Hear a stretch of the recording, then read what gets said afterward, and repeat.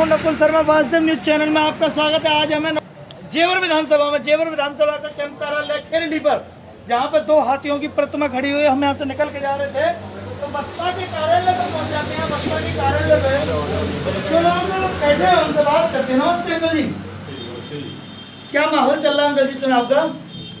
बहुत अच्छा माहौल चल रहा है जी। और बसपा सरकार हमारी काफ़ी मेहनत कर रही है, कार्यकर्ता मेहनत कर रहे हैं जी।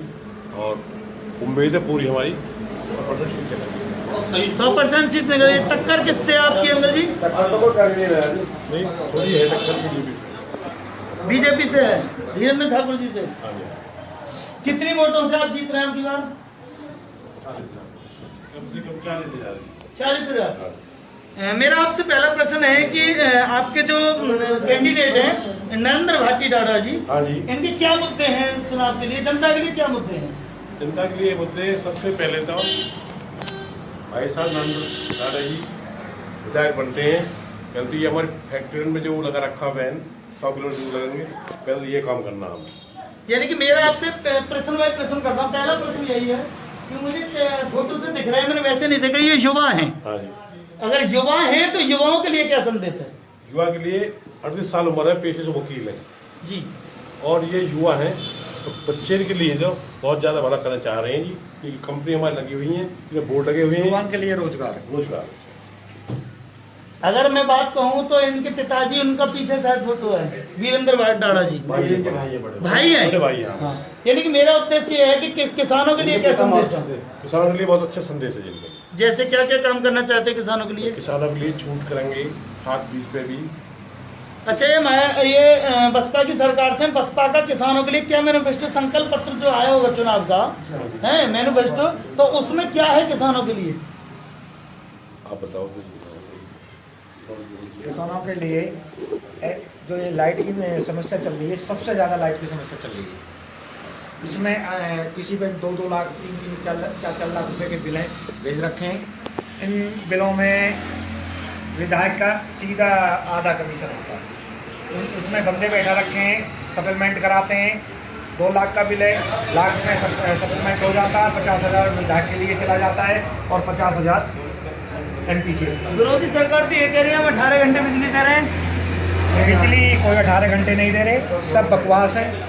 और NPCL ने लूट कर रखी है, फर्जी बिल भेज रखे हैं किसानों पर। यदि बसपा की पिछली बार सरकार थी, यानी कि तीसरी पहली बार, अगर इससे पहले अखिलेश यादव की थी, उससे पहले बसपा की सरकार थी, तो तब बसपा की सरकार में कितनी बिजली आया करती थी?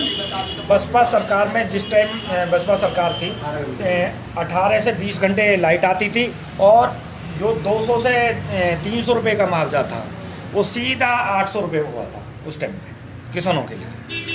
अंकल जी, अब की बार वर्तमान सरकार के लिए कोई संदेश है आपका, वर्तमान सरकार के कार्यों के पीछे? जो वर्तमान सरकार है ये किसान का इतना दुरुपयोग कर रही है। इसलिए बिल जो 300 रुपये 600 रुपये बिजली का बिल होया करता था सिंचाई नलकूपों का, वो अब 2,000 रुपये बिल आ रहा है। और ये अपने तानाशाही रुतबा से प्रशासन मतलब जो है इस टाइम इतना परेशान कर रखा है।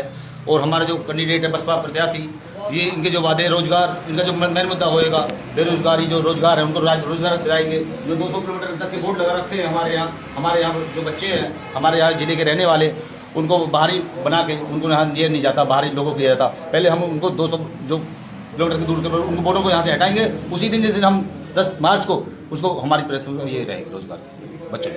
मेरा आपसे एक प्रश्न और है कि आपके जो कैंडिडेट हैं इन्होंने जो युवाओं के लिए संदेश दिया है और किसानों के लिए दिया है, वर्तमान सरकार के लिए क्या दिया है? क्या कहते हैं वर्तमान सरकार के लिए? वो वर्तमान सरकार जो किसान बेरोजगार हो चुका है, मतलब जो इनमें महंगाई इतनी तो हो गई है। जो सिलेंडर है वो 1,000 रुपये का सिलेंडर मिल रहा है, 200 रुपये डीजल का, मतलब पेट्रोल 200 रुपये लीटर सरसों का तेल मिल रहा है। आपके विरोधी सरकार तो ये कहती है कि हमने फ्री सिलेंडर दिया। वो फ्री जुमला एक गरीब आदमी के हाथ में जुमला थाम दिया, जिसको देकर फ्री बेचारा 1,000 रुपये का, वो कार्यकर्ताओं के लिए ही है। वो नहीं, वो एक जुमला है सब, वो कुछ नहीं है। वो ये जो राशन फ्री का आ रहा है, इसके लिए आप क्या कहेंगे? ये राशन फ्री बताओ, इतना निकम्मी सरकार इतनी हमने नहीं देखी, जो 10 रुपए के नमक पे भी फोटो लगा के प्रचार कर रही है। इससे निकम्मी सरकार कौन हो सकती है? बहन जी मायावती जी का, बहन जी हमारी उसकी सरकार में गुंडे सब लोग या तो जेल में थे या प्रदेश से बाहर हो गए थे। इन्होंने जो राशन फ्री दिया है इससे क्या प्रभाव पड़ेगा जनता पर? राशन कोई फ्री नहीं दिया, एक हाथ से ले रहे हैं, दूसरे हाथ से मतलब डबल करके उसे वापसी ले रहे हैं। सब थोड़ा मिल रहा राशन फ्री, क्या करें दादाजी? सब नहीं मिल रहा राशन फ्री। फिर किससे मिल रहा है अंकल जी? एक आध दे दिया कहीं गरीब गुबा, एक आध जयराम जी की बहन चो यू MLA जो बनो ठाकर का यार माँ चोती देश की सगड़े की पैसा ले लेकर पहले सब गरीब आदमी खेत जोत लिया। एक बार कई पुलिया बनवा तो पुलिया ना पानी भर बनाओ, हाँ बनाऊंगा तो आज बनावे पुलिया, होटल को भग रहे हम यार न मिले वोट एक भी हम अब क्या ना मिलने? एक नहीं मिलेगी, हर सब ले लो यार काम में तो।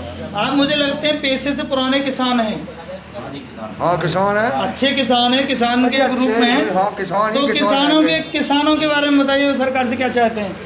ये सरकारी चाहते बिजली जो है मतलब बिल कमाना चाहिए लाइट का, जैसे फिक्स मीटर है पहले 500 रुपया 600 रुपया, अब आ रहा बहन 2,000। गेहूँ बिक रहा बहन 2,000 रुपये कुंटल न बिक रही हूँ। साथियों मेरा एक प्रश्न आपसे है कि ये 1.25 साल किसान आंदोलन सक्रिय रहा है, इससे चुनाव पर क्या प्रभाव पड़ रहा है? इसका चुनाव पे बहुत बड़ा प्रभाव पड़ेगा जी। और बीजेपी ने कोई विकास नहीं किया, बीजेपी ने सिर्फ अपना विकास, अपना साथ, अपना विकास किया है। और उन्होंने जो भी कुछ दिया है सब बीजेपी के कार्यकर्ताओं को दिया है, बाकी को जनता को उन्होंने कुछ नहीं दिया है। पास में एक भाई और आगे हैं, इनसे बात करते हैं। भाई साहब नमस्कार, बैठिए। भाई साहब नमस्कार। नमस्कार। अब की बार क्या माहौल है चुनाव का? माहौल का चुनाव शुरू से ही देखते हुए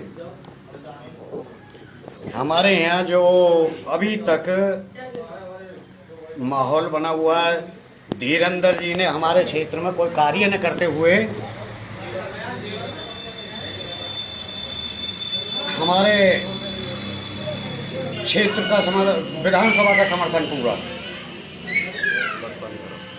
बसपा होने वाले नवनिर्वाचित हमारे विधायक नरेंद्र भाटी के लिए एक तरफ कर दिया। मेरा आपसे प्रश्न है कि ये जो जनता ने किया है किन मुद्दों पे किया है? जनता ने इन्होंने एक तो रोजी रोटी यहाँ की खत्म कर दी, और धीरेन्द्र ने ठेकेदारों के ही कार्य किए, उन्होंने प्रजा में जाकर कार्य पूरे कोई नहीं किए। ब्लॉक ले गए, हमारे यहाँ बस अड्डा और फिल्म सिटी सभी जेवर क्षेत्र में पहुँचा दिए गए।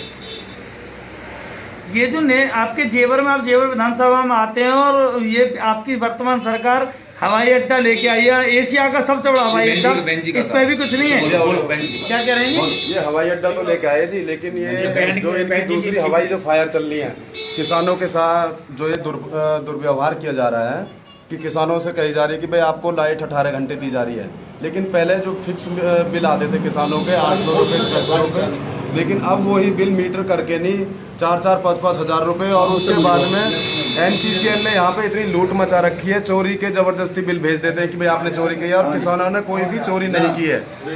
उसमें से आधा कमीशन विधायक के लिए जाता है और आधा जाता है NPCL के लिए। एक मुद्दा ये है। दूसरा मुद्दा, सरकार वर्तमान सरकार एयरपोर्ट लाई है, उससे प्रभाव नहीं पड़ेगा चुनाव? उससे कोई प्रभाव नहीं होगा। ये बहन मायावती जी का ही प्रोजेक्ट था, वो बहन जी के ही सरकार के टाइम में आया था, लेकिन वो उसका कारण जो है केंद्र में कांग्रेस सरकार थी, जिससे वो दोनों पार्टियों का वो नहीं हो पाया। इन्हें बहन जी सरकार के टाइम का ही प्रोजेक्ट है, इनका कुछ नहीं है। और बहन जी चुनाव जीत रही है, एक तरफा चुनाव हो रहा है, बहन जी एक 50,000 वोटों से हमारा प्रत्याशी चुनाव जीत रहा है।